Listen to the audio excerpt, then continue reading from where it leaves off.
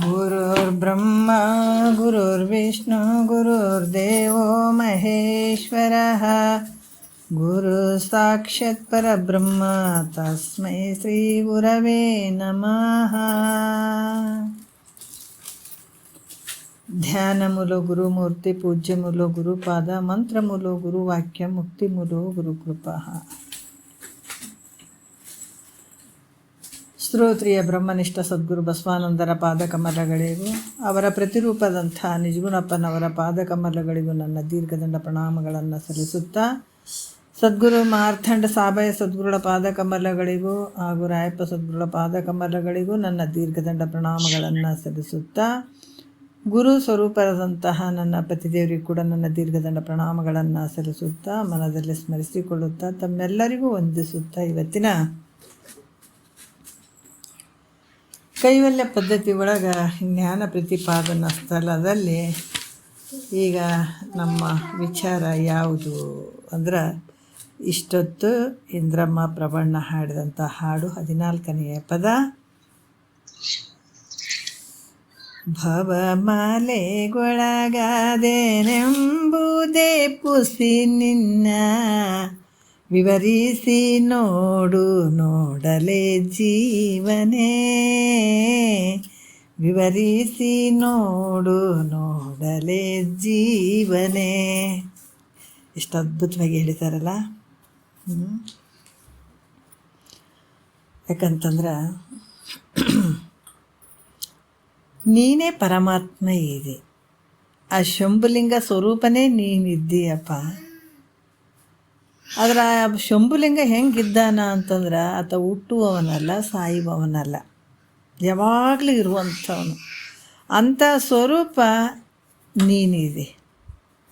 ಅದಕ್ಕೆ ನಾನು ಹುಟ್ಟುತ್ತೀನಿ, ಸಾಯ್ತೀನಿ, ಇಂಥ ಒಂದು ಭವಚಕ್ರದಲ್ಲಿ ನಾ ಬಿದ್ದಿದ್ದೀನಿ ಅಂತ ಹಲವಾರು ದುಃಖಗಳು ನನಗಿದ್ದಾವಂತ ಅಂದ್ಕೊಂಡು ಕುಂತಿಯಲ್ಲ ನೀನು. ಏನು ಹೇಳಬೇಕು? ಅದಕ್ಕೆ ಭವಮಾಲೆಗೆ ಒಳಗಾದೆನೆಂಬುದೇ ಪುಸಿ, ಸುಳ್ಳು ಅದು. ನಾ ಹುಟ್ಟಿದ್ದೀನಿ, ನಾ ಸಾಯ್ತೀನಿ, ನನಗೆ ರೋಗ ರುಜಿನಗಳದಾವ ಅಂತೀನಿ ಏನು ಅಂದ್ಕೊಂಡು ಕುಂತಿಯಲ್ಲ, ಅದೆಲ್ಲ ಸುಳ್ಳು ಅಂತ ಹೇಳ್ತಾ ಇದ್ದಾರೆ ಅವರು. ಅದಕ್ಕೆ ಪುಸಿ. ಯಾವಾಗಿದು ಸುಳ್ಳು ಆಗ್ತದಂದ್ರೆ, ನಿನ್ನನ್ನು ನೀನು ವಿಚಾರಿಸಿದಾಗ. ನನ್ನ ಬಗ್ಗೆನೇ ನಾನು ವಿಚಾರ ಮಾಡಬೇಕಾದಂಥದ್ದಿಲ್ಲಿ, ಮಂದಿ ವಿಚಾರ ಅಲ್ಲ. ಯಾಕಂದರೆ 84 ಲಕ್ಷ ಜೀವರಾಶಿಯಿಂದ ಇಂಥ ಭ್ರಮೆಯಲ್ಲಿ ನಾ ಸತ್ತಿದ್ದೀನಿ, ನಾ ಬದುಕಿದ್ದೀನಿ, ನನಗೆ ರೋಗ ಐತೆ, ರುಜಿನ ಐತೆ ಅಂತ ಹತ್ಗೋ ಅಂತ ಬಂದದಕ್ಕೆ ಯಾಕೆ ಬಂತು? ಮಂದಿ ವಿಚಾರ ಮಾಡಿದದಕ್ಕೆ. ಬೇರೆದನ್ನು ವಿಚಾರ ಮಾಡಿದದಕ್ಕೆ ಅಷ್ಟು ದುಃಖ ಬಂದಿರುವಂಥದ್ದು. ಅದಕ್ಕೆ ನಿಜಗುಂಡ್ರು ಹೇಳ್ತಾರೆ, ಅನಿಮಿತ್ತ ಅರಿಗಳೆನಿಪ ಕಾಮಾದಿಗಳಿಗಾಗಿ ತನುವ ಅನೇಕವ ಕೊಟ್ಟೆ ಭವಭವಂಗಳಲ್ಲಿ, ನಿನಗೊಂದು ದೇಹವನ್ನು ಕೊಟ್ಟು ತಪವಂತು ಘನಶಂಭುಲಿಂಗವಾಗಿರಲೊಲ್ಲೆ ಮನುಜ ಅಂತಾರೆ ನೋಡ್ರಿ. ಎಷ್ಟು ಚಂದ ಎಚ್ಚರಿಕೆ ಕೊಡೋದು. ಅನಿಮಿತ್ತ ಅರಿಗಳೆನಿಪ ಕಾಮಾದಿಗಳಿಗೆ ತನು ಅನೇಕವನ್ನು ಕೊಟ್ಟೆ ಭವಭವಂಗಳಲ್ಲಿ, ಜನ್ಮಾಂತರದಲ್ಲಿ ಈ ಶರೀರವನ್ನು ಕೊಟ್ಕೊಂತ ಬಂದಿದೆ. ಭಾಳಷ್ಟು ಶರೀರಗಳನ್ನು ಕೊಟ್ಕೊಂತ ಬಂದಿದ್ದು. ಈಗ ಮಾನವ ಶರೀರ ಬಂದದ. ಯಾಕಂದ್ರೆ ಭಾರಿ ಎಷ್ಟು ಅದಕ್ಕೆ ನರಜನ್ಮದಿಂದ ಹೆದೋಳು ಮಿಗಿಲುಂಟೆ ಅಂತ ಹೇಳ್ಯಾರ.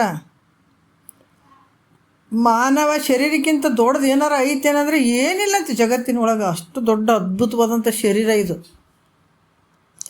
ಮತ್ತು ಈ ಶರೀರದಿಂದನೇ ಅಂಥ ಮುಕ್ತಿಯನ್ನು ಪಡ್ಕೊಳ್ಬೇಕಾಗಿದೆ. ಎಂಥ ಮುಕ್ತಿ? ದುಃಖದಿಂದ ಬಿಡುಗಡೆ ಆಗುವಂಥದ್ದನ್ನು ಪಡ್ಕೊಳ್ಬೇಕಾಗಿದೆ ಈ ಶರೀರದಿಂದ.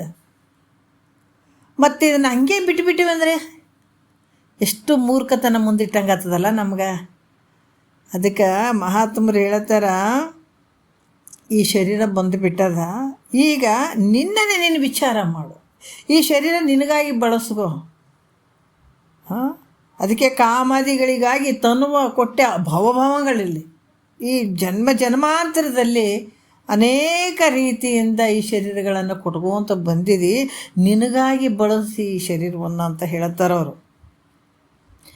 ಯಾವಾಗ ವಿಚಾರ ಮಾಡ್ತಿ ಅಂದಾಗ ಈ ಶರೀರ ಬಂದಾಗ ಇದು ವಿಚಾರ ಮಾಡಕತ್ತದ. ಮತ್ತು 4 ರೀತಿಯ ಗರ್ಭದಲ್ಲಿ ಜನನ ಆಗ್ತದೆ, ನಮಗೆಲ್ಲ ಗೊತ್ತದ. ಉದ್ಬೀಜ, ಸ್ವೇದಜ, ಅಂಡಜ, ಜರಾಯುಜ ಅಂತೇಳಿ ಅವು ಗರ್ಭದಲ್ಲಿ 4 ಗರ್ಭದಲ್ಲಿ ಈ ಜೀವಿಗಳು ಬರ್ತಾವೆ, ಹೌದಿಲ್ಲ?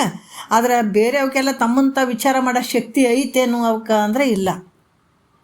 ಆದರೆ ಮಾನವ ಶರೀರ ಬಂದಾಗ ನಮ್ಮದೇ ನಾವು ವಿಚಾರ ಮಾಡದೇನೆ ಬಿಟ್ಟು ಮಂದಿ ವಿಚಾರ ಮಾಡಿದ್ರೆ ಅದರಿಂದ ಘೋರ ದುಃಖ ಆದದು. ಸ್ವಲ್ಪ ದುಃಖ ಅಲ್ಲ, ಅದು ದೊಡ್ಡ ದುಃಖ ಅದಂತಾರೆ. ಕಾದ್ಕೊಂಡು ಕುಂತದ.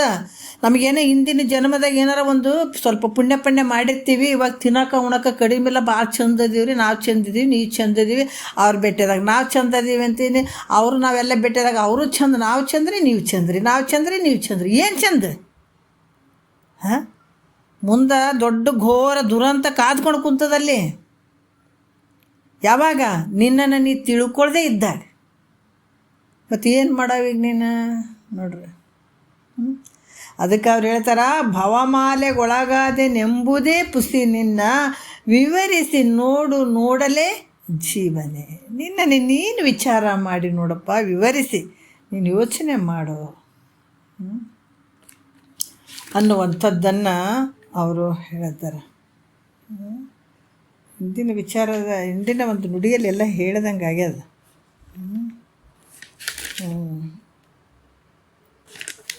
ಹೇಳ್ದಂಗೆ ಆಗ್ಯದ. ಇರಲಿ ನೋಡೋಣ. ಮತ್ತು ಏನು ಹೇಳ್ತಾ ಇದ್ದಾರ?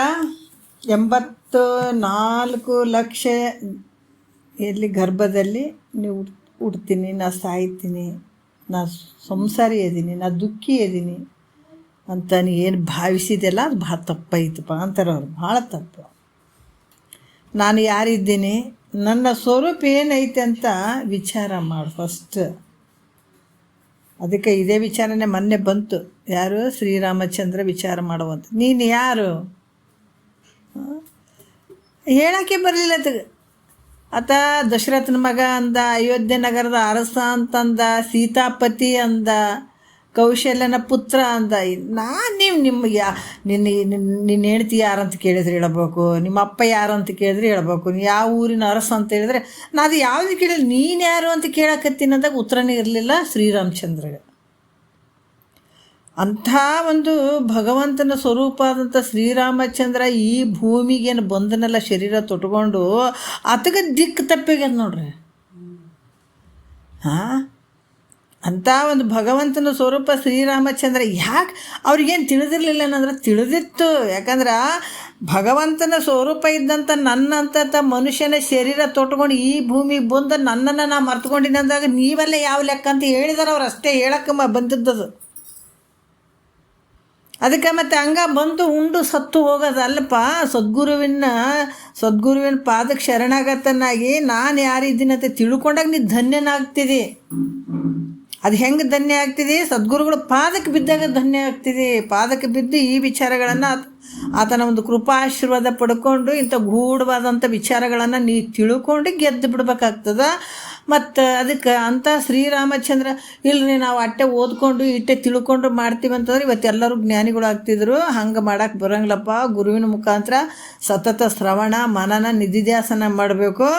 ಹಂಗಾದಾಗ ಮಾತ್ರ ಇಂಥ ದುಃಖದಿಂದ ಪಾರಾಗ್ತೀಯ ಅಂತ ಪರಮಾತ್ಮನ ಸ್ವರೂಪ ತೊಟ್ಕೊಂಡು ಬಂದ ಶ್ರೀರಾಮಚಂದ್ರ ಶ್ರೀಕೃಷ್ಣ ಪರಮಾತ್ಮ ಇಂಥರ ಸದ್ಗುರುವಿನ ಮಾಡಿಕೊಂಡು ಸದ್ಗುರುವಿನ ಮುಖಾಂತರ ಇಂಥ ಅಭ್ಯಾಸವನ್ನು ಬ್ರಹ್ಮ ಜ್ಞಾನವನ್ನು ಪಡ್ಕೊಂಡಿದ್ದಾರ.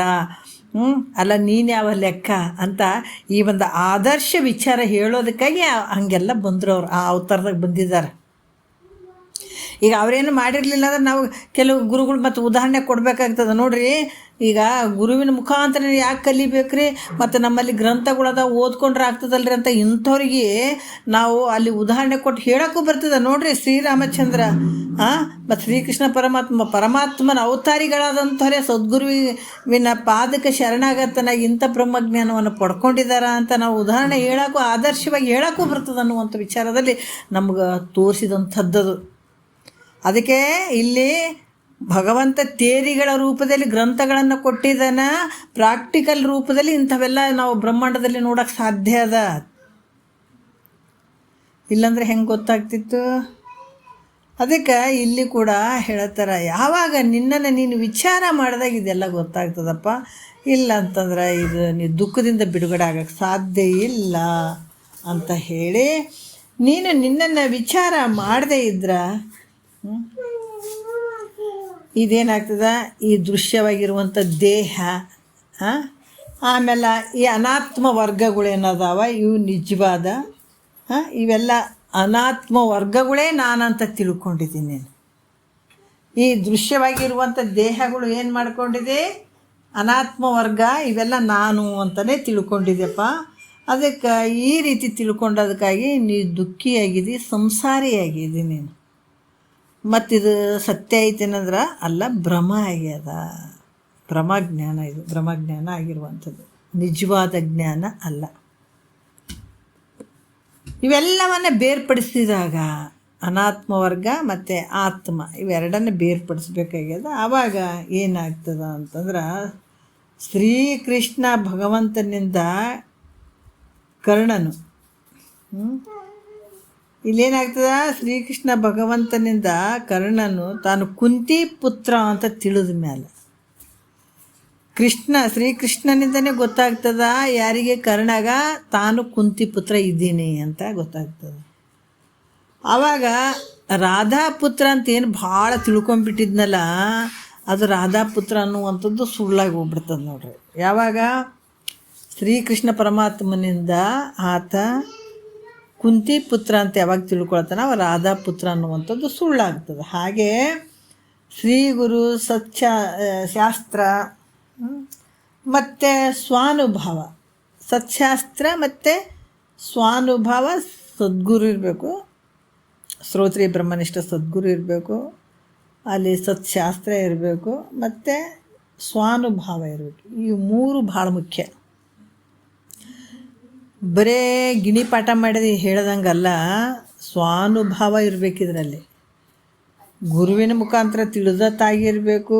ಅಥವಾ ಎಲ್ಲ ಶಾಸ್ತ್ರ, ಅದಕ್ಕೆ ಕರುಣೆ, ಸತ್ಕಲೆ, ಶಾಸ್ತ್ರ ಪರಿಣತೆ, ಸುಮುಖತ್ವ, ಸುಜ್ಞಾನ, ನಿರಾಸೆ ಇವೆಲ್ಲ ಸದ್ಗುರುವಿನ ಲಕ್ಷಣಗಳು. ಇವೆಲ್ಲ ಬಲ್ಲವನಾಗಿರಬೇಕು. ಇವೆಲ್ಲ ನಡೆಯಲ್ಲಿರ್ಬೇಕತ್ತಗ ಆತ ಗುರು ಮುಖಾಂತರನೂ ತಿಳ್ಕೊಂಡಿರ್ಬೇಕು. ಅಂಥ ಶ್ರೋತ್ರಿಯ ಬ್ರಹ್ಮನಿಷ್ಠ ಸದ್ಗುರು ಇರಬೇಕತ್ತ. ಆತನ ಬಾಯಿಯಿಂದ ಕೇಳಬೇಕು. ಆತಂದು ಹೆಂಗಿರ್ಬೇಕಂದ್ರೆ ಶ್ರೋತ್ರಿಯತ್ವನೂ ಇರಬೇಕು, ಬ್ರಹ್ಮನಿಷ್ಠತ್ವನೂ ಇರಬೇಕು ನೋಡ್ರಿ. ಮತ್ತೇನಿರಬೇಕಪ್ಪ ಅಂದ್ರೆ ಸತ್ಶಾಸ್ತ್ರವನ್ನು, ಈ ಪ್ರಸ್ಥಾನ ತ್ರಯಗಳು ಏನು ಇರ್ತಾವ ಇದನ್ನು ಪ್ರಮಾಣ ಇಟ್ಕೊಂಡು ಹೇಳಬೇಕು. ಆತ ಸುಮ್ಮನೆ ಹೆಂಗೆ ಬೇಕು ಹಂಗೆ ಹೇಳ್ತೀನಿ ರೀ, ನನಗೆ ಹಿಂಗೆ ಅನಿಸ್ಯದ್ರಿ ಅದಕ್ಕೆ ನಾನು ಹೇಳಕತ್ತೀನಿ ರೀ ಅಂದರೆ ನೀವ್ಯಾಕೆ ಕೇಳ್ಬೇಕು ಹೇಳ್ರಿ? ಅದಕ್ಕೆ ಕೇಳುವಂಥ ಅವಶ್ಯಕತೆ ಇರೋಂಗಿಲ್ಲ. ಯಾಕಂದರೆ ಹೇಳುವಂಥ ಒಬ್ಬ ಗುರುವಿನ ಹತ್ರ ಪ್ರಮಾಣಗಳಿರಬೇಕು. ಪ್ರಮಾಣ ಇಟ್ಕೊಂಡು ಹೇಳುವಂಥ ಸದ್ಗುರು ಆಗಿರ್ಬೋದು. ಮತ್ತು ಬರೀ ಆತ ಗುರುವಿನ ಒಂದು ಏನೋ ವಿಚಾರಗಳನ್ನು ಮತ್ತು ಅಲ್ಲಿ ಸತ್ಶಾಸ್ತ್ರಗಳನ್ನು ಇದನ್ನೇ ಬೋಧನೆ ಮಾಡಕತ್ತೇನೆ ಅನ್ನುವಂಥದ್ದಲ್ಲ. ಆತಗೆ ಸ್ವಾನುಭಾವನೂ ಇರಬೇಕು. ಆತಗೆ ಅನುಭವಕ್ಕೂ ಬಂದಿರಬೇಕು ಆ ವಿಷಯಗಳು. ಆತ ಚೆನ್ನಾಗಿ ಊಟ ಮಾಡಿರಬೇಕು, ಅದರ ರುಚಿ ಗೊತ್ತಾಗಿರ್ಬೇಕು ಆತಗೆ. ಅಂದಾಗ ಮಾತ್ರ ಅದನ್ನು ವರ್ಣನೆ ಮಾಡೋಕ್ಕೆ ಬರ್ತದೆ. ಇಲ್ಲಾಂದ್ರೆ ಹೆಂಗೆ ಹೇಳಕ್ಕೆ ಬರ್ತದೆ ಹೇಳ್ರಿ? ಪುಸ್ತಕದಾಗ ಏಟದ ಆಟೆ ಹೇಳ್ತಾನೆ ಇಲ್ಲಂದ್ರೆ ಆತ ಮತ್ತು ಏನು ವಿಷಯ ತಟ್ಟಿಗೆ ಗೊತ್ತಿರ್ತದೆ ಆಟೇನೇ ಹೇಳ್ತಾನೆ. ಮುಂದಕ್ಕೆ ಬರೋಂಗಿಲ್ಲ, ಮಾಡೋಕ್ಕೆ ಬರೋಂಗಿಲ್ಲ ಅದು. ಯಾಕಂದ್ರೆ ಅದು ಸ್ವಾನುಭಾವ ಇರಲಿ ಅಂದರೆ ಎಲ್ಲಿ ಮುಂದಕ್ಕೆ ಮಾಡ್ತಾನತ. ಎಲ್ಲದೋ ಒಂದು ಚೂರು ಕೇಳಿಬಿಟ್ಟು ಅದು ಒಂದು ಸ್ವಲ್ಪ ಎಲ್ಲೋ ಕತ್ತಿಪತ್ತಿ ಇದ್ರೆ ಕತ್ತಿಪತ್ತಿ ಓಡೋದು ಎಲ್ಲ ಮುಗಿಸ್ಬಿಡ್ತಾನೆ. ಇಲ್ಲಾಂದ್ರೆ ಅದರ ತತ್ವದ ವಿಚಾರ, ತತ್ವದ ರುಚಿ ಗೊತ್ತಾಗಿರ್ಬೇಕತ್ತಾಗ ಅದನ್ನು ವಿವರಣೆ ಮಾಡೋಕ್ಕೆ ಸಾಧ್ಯ ಆಗ್ತದೆ. ಅದನ್ನು ಹೇಳ್ತಾನಂತ. ಹಿಂಗೆ ಸ್ವಾನುಭಾವನೂ ಇರಬೇಕದು. ಮತ್ತು ಈ ರೀತಿ ತನ್ನನ್ನು ತಾನು ತಿಳಿಬೇಕಾದ್ರೆ ಇಂಥ ಅದ್ವಿತೀಯವಾದಂತಹ ಬ್ರಹ್ಮವನ್ನು ಅರ್ಥಕೊಳ್ಳಲು ಇವೆಲ್ಲ ಬೇಕಾಗ್ತದೆ, ಇಷ್ಟೆಲ್ಲ ಬೇಕಾಗ್ತದೆ.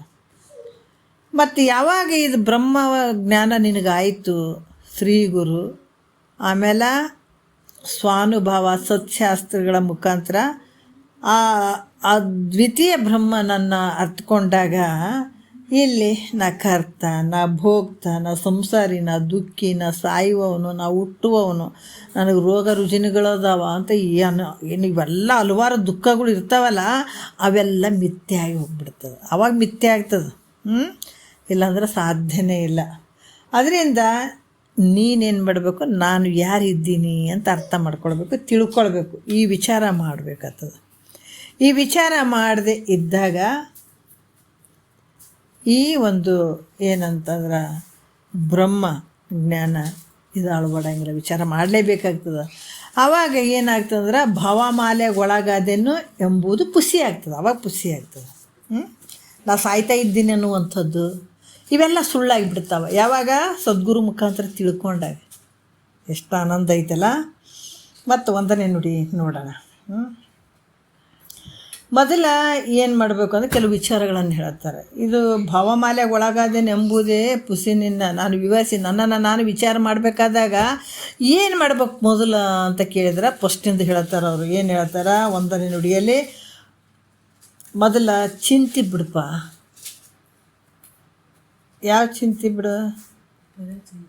ಎಲ್ಲ ಇವು ಇರ್ತಾವಲ್ರಿ ಮನಾರಿ, ಎಷ್ಟು ತಲೆ ತುಂಬ ಚಿಂತೆ ಅದಾವ್ರಿ ನಮಗಂತೀವಿ, ಹೌದಿಲ್ಲ?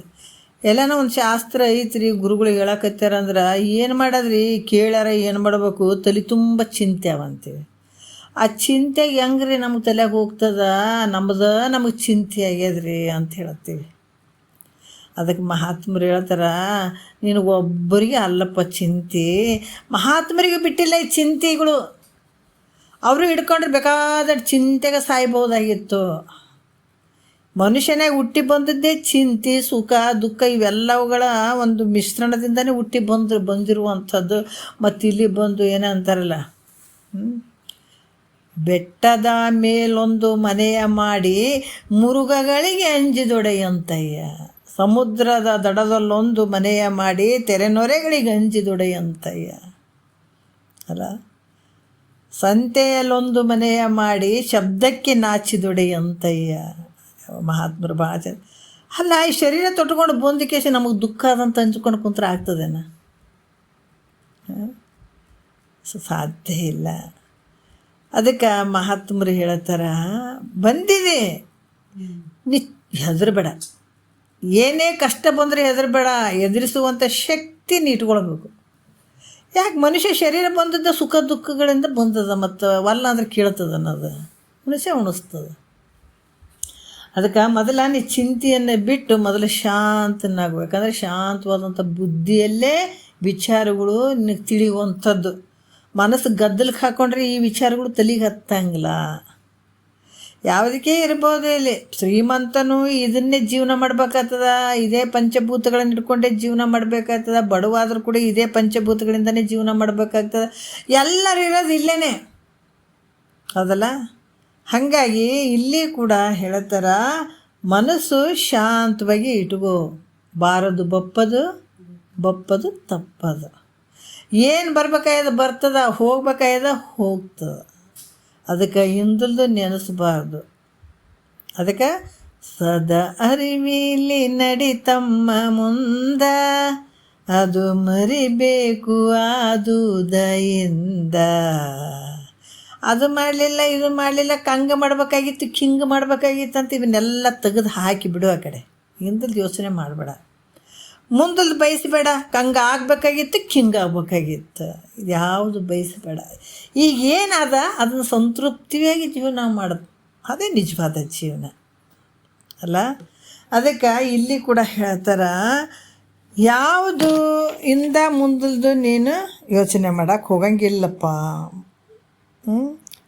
ಮಾಡೋಕ್ಕೆ ಹೋಗಬೇಡ, ಹಿಂದೆ ಮುಂದಲ್ದು ವಿಚಾರ ಮಾಡೋಕ್ಕೆ ಹೋಗಬೇಡ ಹೇಳ್ತಾರೆ ಮಹಾತ್ಮರು. ಶಾಂತವಾಗಿರು, ನಿನ್ನ ಮನಸ್ಸು ಶಾಂತವಾಗಿರಲಿ, ಆಮೇಲೆ ನಿನಗೆ ವಿಚಾರ ಉದಯ ಆಗ್ತದೆ. ನಿನ್ನ ಮನಸ್ಸಿನಲ್ಲಿ ವಿಚಾರ ಉದಯ ಆಗ್ತದೆ. ಆವಾಗ ನಾನು ಸ್ವಯಂ ಪ್ರಕಾಶ ಕೂಟಸ್ಥನೇ ನಾನು ಅನ್ನುವಂಥದ್ದು ನಿನಗೆ ಆ ಅರಿವು ಬರ್ತದೆ. ಒಂದನೇ ನುಡಿಯಲ್ಲಿ ಪರಚಿಂತೆ ಅಳಿದ ಅನಾಹತ ನಾದದೋಳು ಬುದ್ಧಿ ಕರಿಗೊಂಡು ಪರಮಶಾಂತಿಯನ್ನು ಐದಲು ಮಿರಗುವ ಬೆಳಗಿನ ಬಳಗವನ್ನೊಳಕೊಂಡು ಮೆರವ ಶಿವಾತ್ಮನಿನಾಗುತ್ತಿಂತು. ಪರಚಿಂತೆ ಅಳಿದಂದ್ರೆ ಹೊರಗಿನ ವಿಷಯಗಳ ಸಂಬಂಧಪಟ್ಟಂಥ ಚಿಂತೆಯನ್ನು ಬಿಡುವಂಥದ್ದು. ಪರ ಅಂದ್ರೆ ಹೊರ, ಹೊರಗಿನ ಚಿಂತೆಗಳು ಭಾಳ ಮಾಡಿ ಸಾಯ್ಯಾರ ನಾವು ಅಲ್ಲ. ಬರೀ ಆ ಚಿಂತೆ ಈ ಚಿಂತೆದಾಗೆ ಇರೋರು ಯಾವತ್ತು. ನಮ್ಮ ಚಿಂತೆ ನಮಗೇನು ಬೇಕಾಗಿಲ್ಲ. ನಾವು ಎಲ್ಲಿಂದ ಬಂದೀವಿ, ಎಲ್ಲಿಗೆ ಹೋಗ್ತೀವಿ, ನಮಗೇನು ಕಷ್ಟ ಕಾದ್ಕೊಂಡು ಕುಂತದ ಅನ್ನೋದನ್ನು ಮರ್ತು ಬಿಟ್ಟಿವಿ. ಬರೀ ಮಂದಿ ಚಿಂತೆನೇ ಮಾಡುವಂಥದ್ದು ಅಲ್ಲ. ಅದಕ್ಕೆ ಪರ ಚಿಂತೆ ಅಳಿದ ಹೊರಗಿನ ವಿಷಯಗಳ ಚಿಂತೆಯನ್ನು ಬಿಡುವಂಥದ್ದು.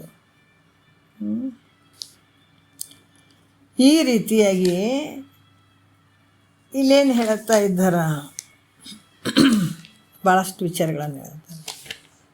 ಅನಾಹತ. ಅನಾಹತ ಅಂದ್ರೆ ಈ ಒಂದು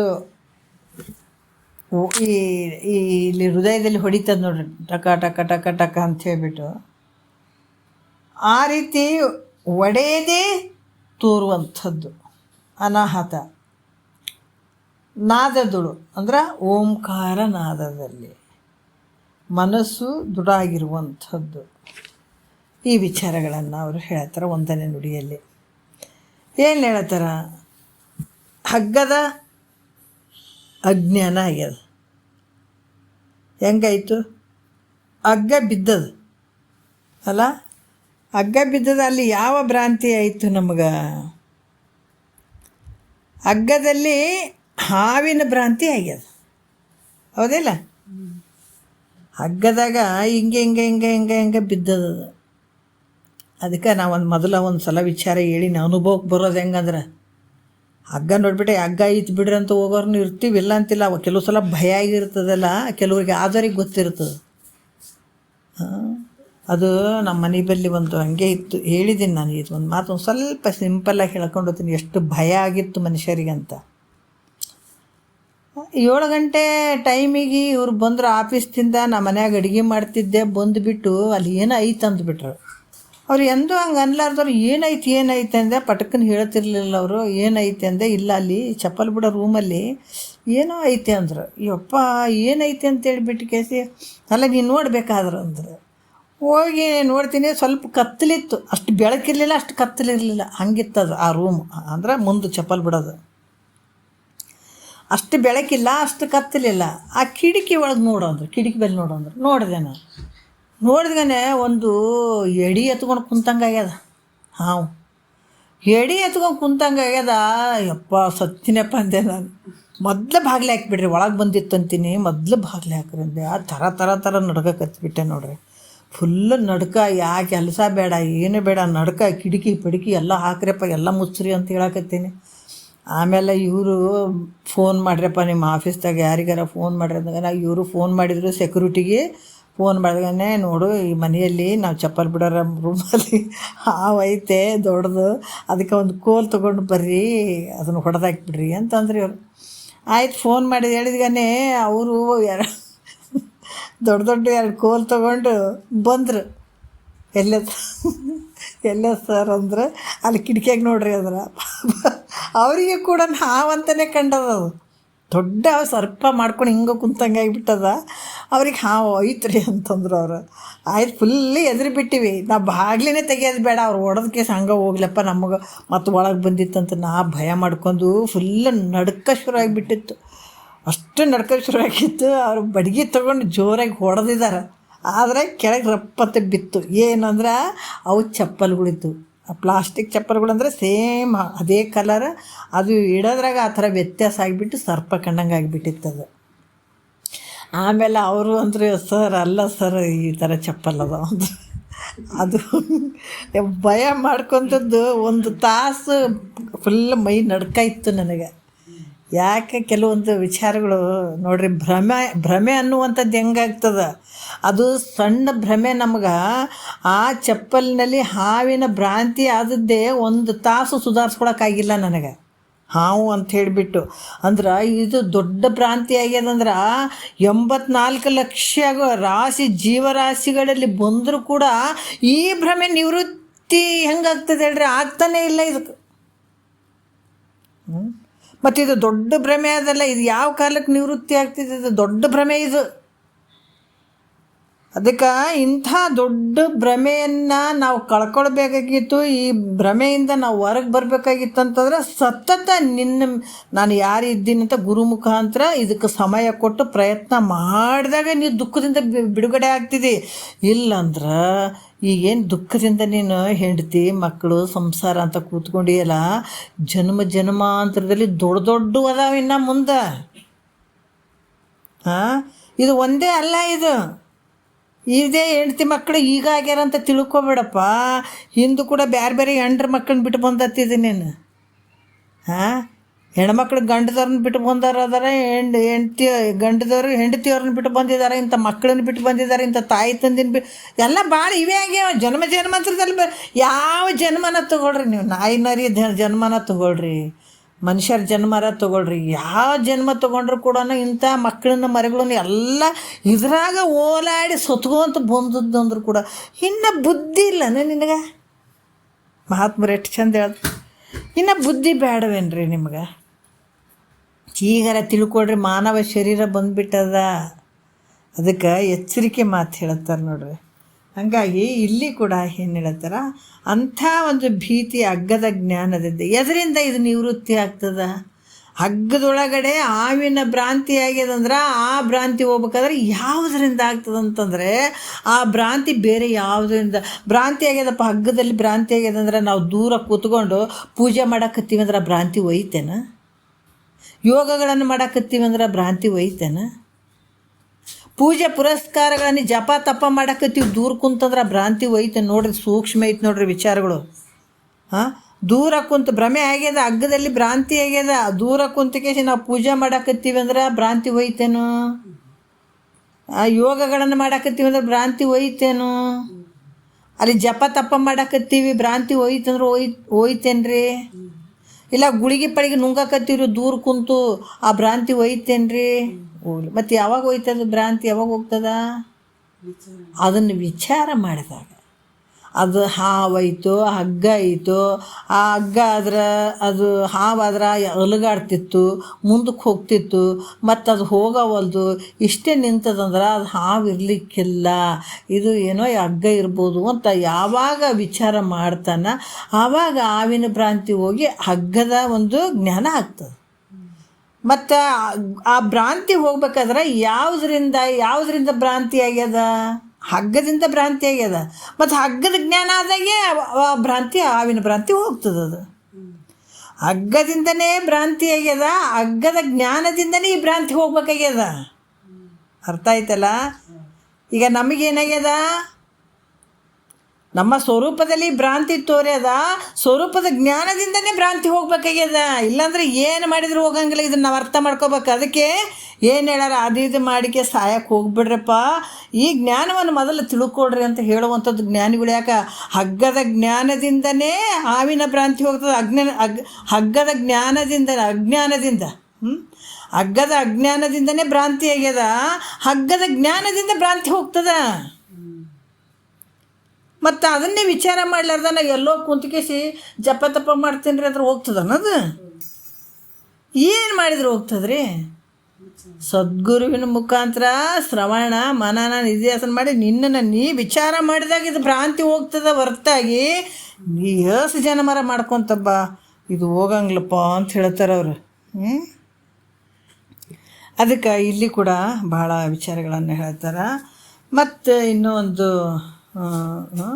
ಭಾಳಷ್ಟು ಈ ರೀತಿ ವಿಚಾರ ಮಾಡು ಶಂಕ ಬರ್ತದೆ ಶಿಷ್ಯನಿಗೆ. ಏನು ಹೇಳ್ತಾರೆ, ನಾನು ವಿಚಾರವನ್ನು ಮಾಡ್ಬೇಕಂತ ಎಷ್ಟು ಪ್ರಯತ್ನ ಮಾಡ್ತೀನಿ ಗುರುಗಳೇ, ನನ್ನ ಮನಸ್ಸು ವಿಚಾರದಲ್ಲೇ ಹೋಗಂಗಿಲ್ಲಲ್ರಿ, ಹೆಂಗೆ ಮಾಡ್ಬೇಕು? ಶಿಷ್ಯ ಅಂತ ಹೌದ್ರಿ, ನೀವೆಲ್ಲ ಹೇಳಕತ್ತೀರಿ ಖರೆ, ಆದ್ರೆ ನಾ ವಿಚಾರವನ್ನು ಮಾಡ್ಬೇಕಂತ ಎಷ್ಟೋ ಪ್ರಯತ್ನ ಮಾಡ್ತೇನೆ, ಆದ್ರೆ ನನ್ನ ಮನಸ್ಸು ಈ ವಿಚಾರದಾಗೆ ಹೋಗಂಗಿಲ್ಲಲ್ರಿ, ಹೆಂಗೆ ಮಾಡೋದು? ಯಾವುದೋ ಹೊರಗಿನ ವಿಚಾರ ಮಾಡೋಕ್ಕೆ ಶುರು ಮಾಡ್ತದೆ ಮನಸ್ಸು. ಇದನ್ನು ವಿಚಾರ ಮಾಡ್ಬೇಕು ಅನ್ನೋದ್ರಾಗ ಯಾವುದೋ ಒಂದು ವಿಚಾರ ಮಾಡೋಕ್ಕೆ ಶುರು ಮಾಡ್ತದೆ. ಮತ್ತು ಅದರದ್ದು ಹಿಂದೆ ಮತ್ತು ಓದಂಥ ಸಂಬಂಧಿ ಆಗಲಿ, ಮುಂದೆ ಬರುವುದರ ಸಂಬಂಧ ಆಗಲಿ, ಏನಾದರೂ ಒಂದು ಚಿಂತೆ ಮಾಡ್ತಿರ್ತದೆ ಮನಸ್ಸು. ಹಿಂದೆ ಆಗಿರುವಂಥದ್ದು, ಮುಂದೆ ಬರುವಂಥದ್ದು ಹಲವಾರು ಚಿಂತೆಗಳನ್ನು ಮಾಡ್ತಾ ಇರ್ತದ್ರಿಂದ ನನಗೆ ವಿಚಾರ ಮಾಡೋಕ್ಕೆ ಅವಕಾಶನೇ ಆಗವಲ್ದು ಗುರುಗಳೇ. ಆದ್ರೆ ಎಷ್ಟು ವಿಚಾರ ಮಾಡ್ತೀನಿ ಅಂದ್ರೆ ಆಗ್ತಾನೇ ಇಲ್ಲ. ಮಾಡಿದರೂ ಮನಸ್ಸು ಉದಾಸೀನವಾಗುವುದು, ಇಲ್ಲವೇ ನಿದ್ರೆ ಹೋಗ್ಬಿಡ್ತದೆ. ಮಾಡಬೇಕು, ಚಿಂತೆ ಮಾಡ್ಬೇಕಂತ ಅದ್ರ ಚಿಂತನೆ ಮಾಡಬೇಕು, ವಿಚಾರ ಮಾಡಬೇಕು ಅಂತ ಕೂಡ್ಬೇಕಂದ್ರೂ ಕೂಡ ಮನಸ್ಸು ಭಾಳಷ್ಟು ಉದಾಸೀನ ಆಗಿಬಿಡ್ತದೆ, ಮತ್ತು ನಿದ್ರೆ ಬಂದ್ಬಿಡ್ತದೆ. ಏನು ಮಾಡಲಿ ನಾನು ಅಂತ, ಈ ಕೆಲಸ ನನ್ನಿಂದ ಆಗಂಗಿಲ್ಲ ಗುರುಗಳೇ ಅಂತ ಕೇಳಕತ್ತೇನ ನೋಡ್ರಿ. ಅಲ್ಲ, ಎಲ್ಲರ ಒಂದು ಪ್ರಶ್ನೆ ಇದಿರ್ತದೆ. ಹಲವಾರು ರೀತಿಯಿಂದ ಮನಸ್ಸು ಅಷ್ಟು ಬೇಗ ಇದಕ್ಕೆ ಒಳಪಡಂಗಿಲ್ಲ, ಹೋಗಂಗಿಲ್ಲ. ಇದು ಭಾಳ ಅದಕ್ಕೆ ಇದು ಅಘಟಿತ ಅಂತ ಹೇಳಿದ್ದಾರೆ. ಅಷ್ಟು ಸಾಮಾನ್ಯ ಅಲ್ಲ ಇದು. ಇದು ಅಷ್ಟು ಸಾಮಾನ್ಯ ಅಲ್ಲ, ಭಾಳಷ್ಟು ಕಾಡ್ತದೆ ಈ ಮನಸ್ಸಿಗೆ. ಅದಕ್ಕೆ ಅಂತ ಹೇಳ್ತಾನೆ, ಏನು ನನಗೆ ಕೇಳ್ಬೇಕಂತ ಕುಂದ್ರೆ ನಿದ್ಯಾರ ಬರ್ತದ, ಯಾವ ಕಡೆಯಾರ ಮನಸ್ಸಾರ ಹೋಗ್ತದೆ ಗುರುಗಳೇ. ಏನು ಮಾಡಂತೀನಿ ನಾನು? ನೀವೆಲ್ಲ ಹೇಳ್ತೀರಿ ತಿಳ್ಕೊಳ್ರಿ ಅಂತ ಹೇಳ್ತೀರಿ, ಅದು ಅವಕಾಶನೇ ಇಲ್ದಂಗೆ ಆಗ್ಯದ. ಮನಸ್ಸು ನಿದ್ರಿಗೇನ ಹೋಗ್ತದ, ಏನಾರ ವಿಚಾರ ಮಾಡ್ತದ, ಅದಕ್ಕೆ ಹಿಂದಲ್ ಥರ ಚಿಂತೆ ಮಾಡ್ತದ, ಮುಂದಕ್ಕರ ಹೋಗ್ತದ. ಮತ್ತು ನಾನು ಹೆಂಗೆ ಜ್ಞಾನ ಮಾಡ್ಕೊಳ್ಳಿ ಗುರುಗಳೇ? ನನ್ನ ಕೈಲೇ ಆಗಂಗಿಲ್ಲ ಗುರುಗಳೇ ಅಂತ ಹೇಳ್ಬಿಟ್ಟಾತ ಶಿಷ್ಯ. ಅದಕ್ಕೆ ಗುರುಗಳು ಹೇಳ್ತಾರೆ, ಇಲ್ಲಪ್ಪ ಹಾಗೆಲ್ಲ ಬೇಜಾರು ಮಾಡ್ಕೋಬೇಡ. ಎಲ್ಲದಕ್ಕೂ ಒಂದೊಂದು ಪರ್ಯಾಯ ದಾರಿಗಳು ಅದಾವ. ಆಗಂಗಿಲ್ಲ ಅಂತ ಬಿಟ್ಟರೆ ಏನೂ ಆಗಂಗಿಲ್ಲ, ಅದಲ್ಲ. ಆಗಂಗಿಲ್ಲ ಅಂತ ಬಿಟ್ಟರೆ ಐತಿ ಸಂಸಾರಕ್ಕೆ ಎಷ್ಟೇ ಕಷ್ಟ ಆದ್ರೆ ಯಾವತ್ತನ ಭಾಳ ಕಷ್ಟ ಐತ್ರಿ ಗುರುಗಳು. 90% ಸಂಸಾರ ಭಾಳ ಕಷ್ಟ ಅದ, ಭಾಳ ದುಃಖದಿಂದ ಕೂಡ್ಯದಂತ ಇವತ್ತು ಯಾರನ್ನ ಬಿಟ್ಟಿವೆನ್ನ ನಾವು. ಎಷ್ಟೇ ಕಷ್ಟ ಇದನ್ನು ಮಾಡ್ತೀವಿ, ಹಂಗೆ ಖುಷಿಯಾಗಿ ಮಾಡ್ತೀವಿ ಮತ್ತೆ ಅಲ್ಲ. ಅದಕ್ಕಾದ್ರೆ ಅಷ್ಟು ಪ್ರಯತ್ನ ಮಾಡ್ತೀವಿ, ಇದಕ್ಕೆ ಮಾಡೋಕ್ಕಾಗಂಗಿಲ್ಲ ನಿನಗೆ. ಖಂಡಿತ ನೀವು ಮನಸ್ಸು ಮಾಡಿದರೆ ಖಂಡಿತ ಆಗ್ತದಪ್ಪ ಅಂತ ಹೇಳಿ ಅವ್ರು ಹೇಳ್ತಾರೆ. ಮನಸ್ಸು 2 ರೀತಿಯಾಗಿ ಚಂಚಲ ಆಗ್ತದ ನೋಡ್ರಿ. ಮನಸ್ಸು ಕೆಲವು ರೀತಿಯಿಂದ ಚಂಚಲ ಆಗ್ತದಪ್ಪ. ಕಾಮ ಕ್ರೋಧಾದಿಗಳಿಂದ ಒಂದು ವಿಧ ಚಂಚಲತೆ ಆಗ್ತದೆ ಮನಸ್ಸು. ಈಗ ನೀನು ಒಬ್ಬತ್ತಿಗೆ ಅಂತ ಅನ್ಕೋಬೇಡಪ್ಪ, ಮಹಾತ್ಮರಿಗೂ ಮನಸ್ಸು ಹಂಗೆ ಆಗ್ಯದ. ನಾವು ಅರ್ಥ ಮಾಡ್ಕೋಬೇಕು. ಇಲ್ರಿ, ನಾ ಭಾಳ ಸಾಮಾನ್ಯ ಮನುಷ್ಯ ಅದನ್ರಿ, ಅವರು ಮಹಾತ್ಮರು ಹಂಗೆ ಹುಟ್ಟಿಬಿಟ್ಟಿದ್ದಾರೆ ರೀ, ಅದಕ್ಕೆ ಅವ್ರು ಇದು ಸಾಧನೆ ಮಾಡ್ತಾರಂತ ಅನ್ಕೋಬೇಡ. ನೀನು ಮಹಾತ್ಮನೇ ಆಗ್ತಿದ್ದಿ, ಮಹಾತ್ಮನಾಗಕ್ಕೆ ಹುಟ್ಟಿದ್ದಿ ನೀನು ಭೂಮಿಗೆ. ಮಾನವ ಶರೀರ ತೊಗೊಂಡು ಬಂದಿದ್ದಂದ್ರೆ ಈ ಮಾನವ ಶರೀರ ಮಹಾತ್ಮನೇ ಆಗಬೇಕಿದು.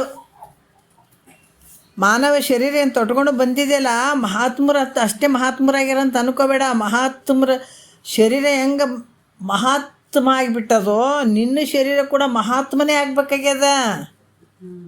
ಸುಮ್ಮನೆ ಈ ಜೀವಿಗಳ ಒಂದು ಸೃಷ್ಟಿ ಐತಲ್ಲ, ನಾ ಸಣ್ಣವದೀನಿ, ನಾ ದೊಡ್ಡವದೀನಿ, ನಾ ಕನಿಷ್ಠ ಜಾತ್ಯವ, ನಾ ಹೆಚ್ಚಿನ ಜಾತ್ಯವ, ನಾ ಅಂಥವದೀನಿ ಇಂಥವದೀನಿ ಅಂತೇಳಿ ಈ ಜೀವಿಗಳ ಒಂದು ಸೃಷ್ಟಿ ಏನು ಐತಲ್ಲ, ಆ ಸೃಷ್ಟಿ ಒಳಗೆ ನೀ ಬಿದ್ದು ನಾ ಕನಿಷ್ಠ ಅದೀನಿ, ನಾ ಹಂಗದೀನಿ ಹಿಂಗದೀನಿ ಅಂತ ಕುಂತಿರಿ. ಮನುಷ್ಯ ಯಾವಾಗ ಈ ಭೂಮಿ ಮೇಲೆ ಶರೀರವನ್ನು ತೊಟ್ಕೊಂಡು ಬಂದ, ಪ್ರತಿಯೊಬ್ಬರಿಗೆ ಇದು ಅಧಿಕಾರ ಅದ. ತನ್ನನ್ನು ತಾನು ತಿಳ್ಕೊಳ್ಳುವಂಥ ಅಧಿಕಾರ ಪ್ರತಿಯೊಬ್ಬರಿಗದ, ಇಂಥವ್ರಿಗೆ ಇಲ್ಲ ಅಂತಲ್ಲ. ಅದಕ್ಕೆ ನೀನು ಏನು ಮಾಡಬೇಕು ಫಸ್ಟ್ ಪ್ರಯತ್ನ ಮಾಡಬೇಕಾಗ್ಯದ. ನೀನೇನು ಕಡಿಮೆ ಇಲ್ಲಪ್ಪ. ಅದಕ್ಕೆ ದೇವತೆಗಳಿಗೆ ಆಗದೇ ಇರುವಂಥ ಕೆಲಸ ನಿನಗಾಗ್ತದ. ಯಾಕೆ ಆಗ್ತದೆ ಅಂತಂದ್ರೆ ಅವ್ರದ್ದು ಪುಣ್ಯದ ರೀತಿಯಿಂದ ಅವ್ರದ್ದು ಭೋಗದ ಶರೀರ ಅದಾವ, ಅವೆಲ್ಲ ಉಳಿದವು. ಈ ದೇವತೆಗಳು ಅವ್ರಿಗೆ ಕೂಡ ಈ ಮುಕ್ತನಾಗಕ್ಕೆ ಅವಕಾಶ ಇಲ್ಲ ಅವರಿಗೂ. ಮತ್ತು ಎಲ್ಲಕ್ಕಿಂತ ಜಾಗ್ರ ಸ್ವಪ್ನ ಸುಸುಪ್ತಿ 3 ಅವಸ್ಥೆಗಳನ್ನು ಹೊಂದಿ ಗುರು ಮುಖಾಂತರ ಶಾಸ್ತ್ರ ಶ್ರವಣ ಮನನ ನಿಧಿಧ್ಯಾಸನ ಮಾಡಿ ಮುಕ್ತನಾಗಕ್ಕೆ ನಿನಗೆ ಮಾತ್ರ ಅವಕಾಶ ಅದ. ಉಳಿದು ದೇವತೆಗಳ ಶರೀರ ಇದ್ರೂ ಕೂಡ ಎಲ್ಲರೂ ಹೋಗಿ ಕಾಲು ಬೀಳ್ತಾರೆ, ಉದ್ದಕ್ಕೆ ನಮಸ್ಕಾರ ಮಾಡ್ತಾರೆ, ನಮೋ ಅಂತಾರೆ, ಅಟ್ಟೆ ಹೊರತಾಗಿ ಅವು ತಮ್ಮ ಭೋಗ ಎಷ್ಟಿರ್ತಾವ ಅಷ್ಟಿರ್ತಾನ ದೇವತೆಗಳ ರೂಪ ತೊಟ್ಕೊತಾವ. ಮತ್ತು ತಿರ್ಗ ಜನ್ಮಾಂತರ ಓಡಾಡ್ಬೇಕಾಗ್ತದೆ ಅವನು.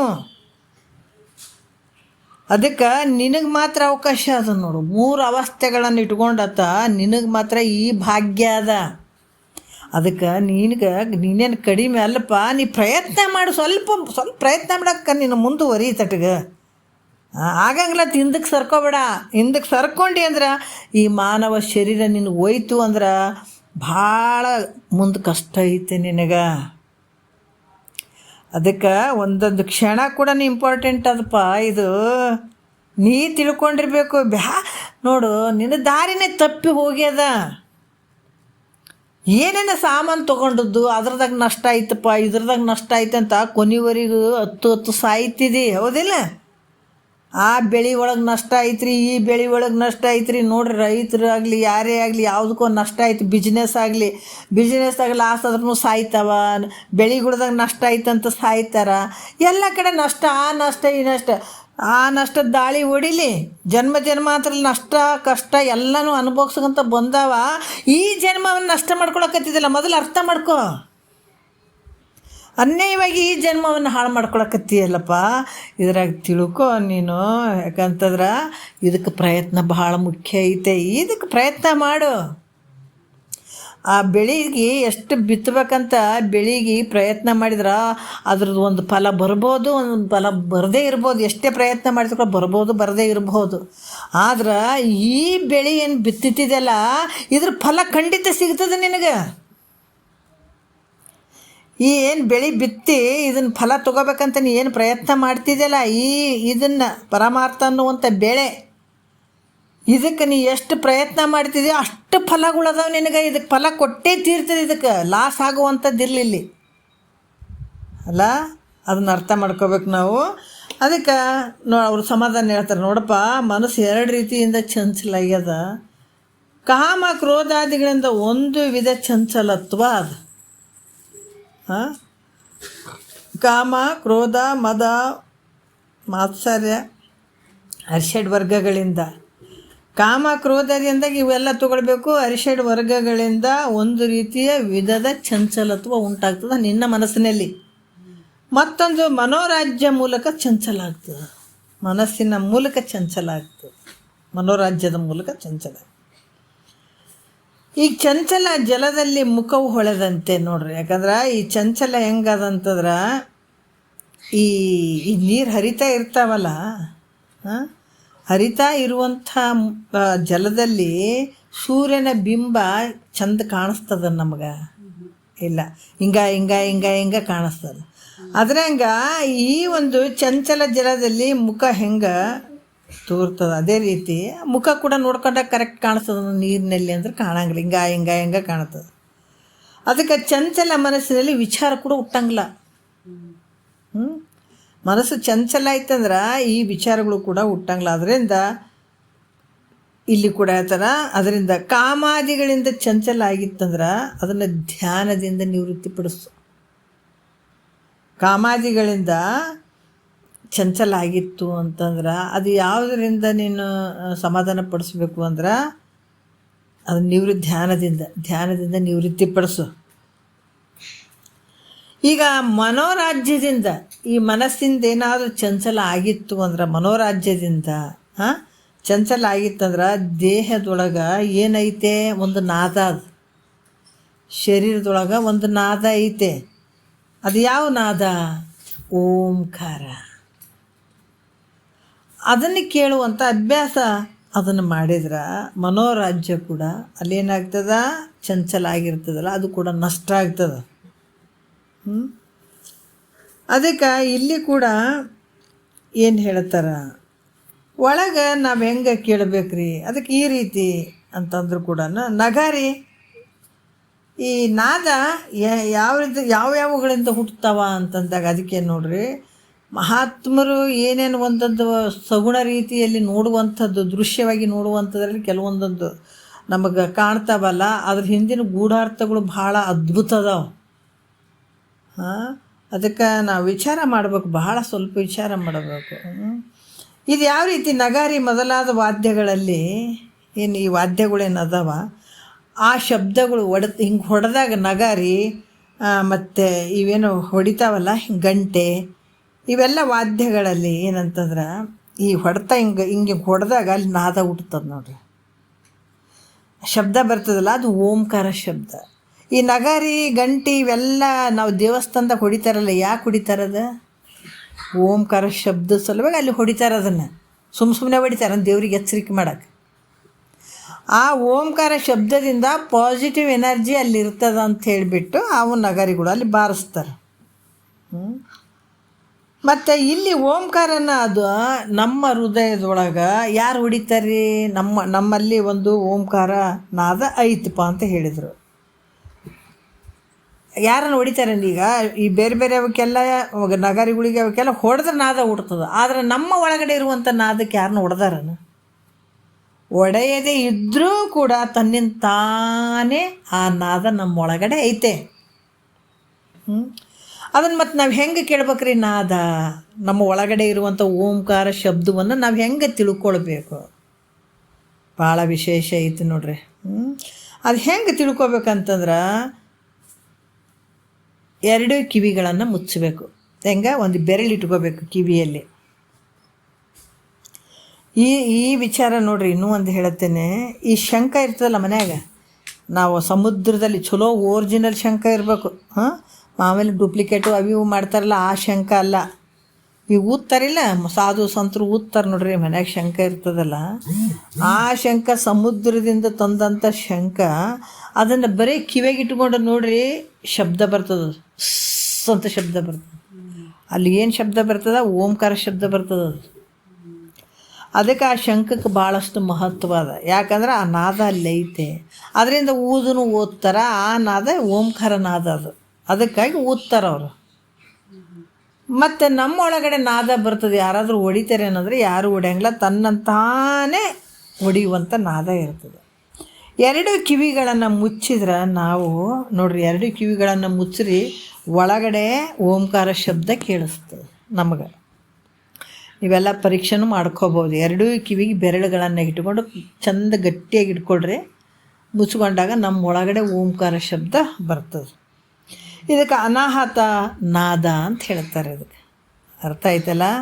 ಅನಾಹತ ನಾದ ಅಂತ ಕೂಡ ಹೇಳ್ತಾರೆ. ಈ ನಾದವನ್ನು ನಾವು ಕೇಳ್ತಾ ಹೋದ್ರೆ, ಈ ನಾದ ನೋಡ್ರಿ, ಹಿಂಗೆ ನಾವು ಈ ನಾದವನ್ನು ಕೇಳ್ತಾ ಹೋದ್ರೆ, ಈ ನಾದವು ಮುಂದೆ ಅನೇಕ ವಾದ್ಯಗಳ ರೂಪಾಗಿ ಕೇಳ್ತದೆ. ಇದೇ ನಾದನೇ ಅನೇಕ ರೂಪಗಳಾಗಿ ಕೇಳಿಸ್ತದ ನಾದ.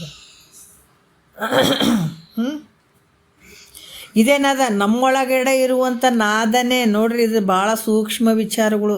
ಎಷ್ಟು ತಿಳ್ಕೊತೀರಿ ಬಿಡ್ತಾರೆ ನನಗಂತೂ ಗೊತ್ತಿಲ್ಲ. ಯಾಕಂದ್ರೆ ಭಾಳ ನೇರವಾದ ವಿಚಾರಗಳನ್ನೇ ಇಲ್ಲಿ ಹೇಳ್ತಾ ಇರುವಂಥದ್ದು.